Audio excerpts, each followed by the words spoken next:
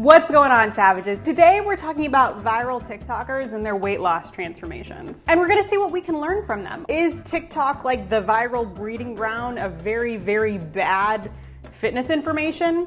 Or is there actually some good stuff on TikTok? We'll take a look. We're gonna talk about 5 different, very dramatic TikToker transformations, and there's a lot to unpack here, so it's gonna be a 2-part series. Make sure you hit the notification bell and subscribe if you wanna be notified when the rest goes live. So the first TikToker we're gonna take a look at is a woman named Sarah Doyle. Sarah started her journey at 330 pounds. Let's take a look at her transformation. So it looks like she's a mom, that's awesome, had some weight to lose, and boom, lost a ton of weight, looks very healthy.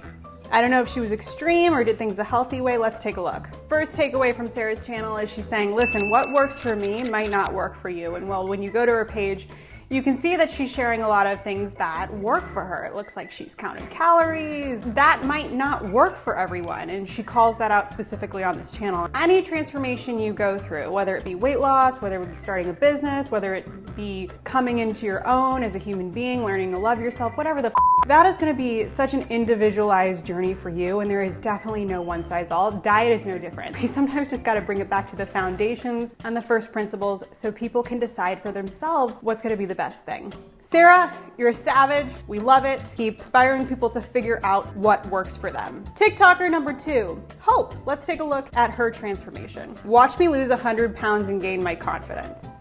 Starting weight was 253 pounds. She's working at it, she's getting it. She's going through the struggle. She's lifting the weights. Yes, girl, get it. She's walking, she's doing steps, she's doing planks, such a great exercise. She's taking progress photos, I love it.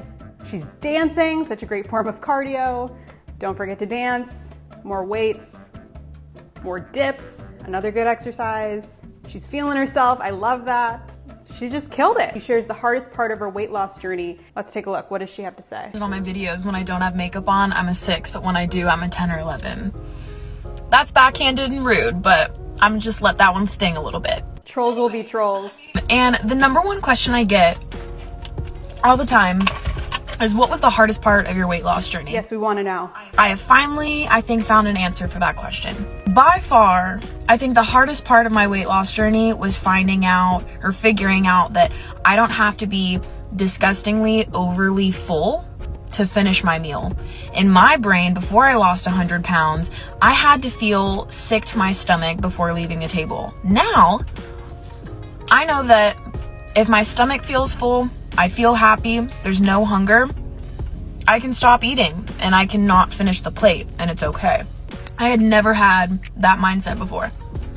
That was hard. That was the hardest part, I think. You know, it's oftentimes like the mindset shifts that sound so simple, like what she's talking about. You don't have to stop yourself. That sounds probably pretty simple to somebody that's never struggled with their weight before, but it's a very real mindset shift, because food is something that's so ingrained in us from the moment we're a little baby. I mean, this mindset shift was probably something that Grace had since she was a toddler. Taking that until, what, her 20s? She looks like she's in her 20s right now.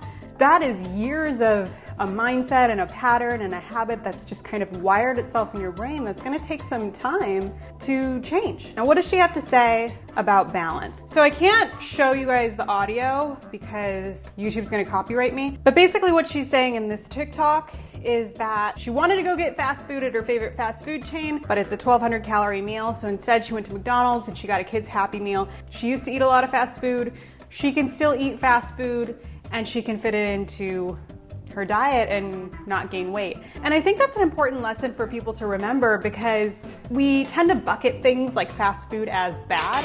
It's not necessarily bad. It's when we eat it too much that it becomes bad. We get all these messages from, health organizations and our doctors like, oh, stay away from processed food, stay away from fast food. And yes, generally that advice is directionally correct, but you don't have to completely eliminate it from your life and mark it as bad in order for you to be successful on your weight loss journey. And I really like that she makes this point on her channel. Now, what does she have to say about her diet? I remember thinking I couldn't eat if I wanted to lose weight. Oh, that sucks.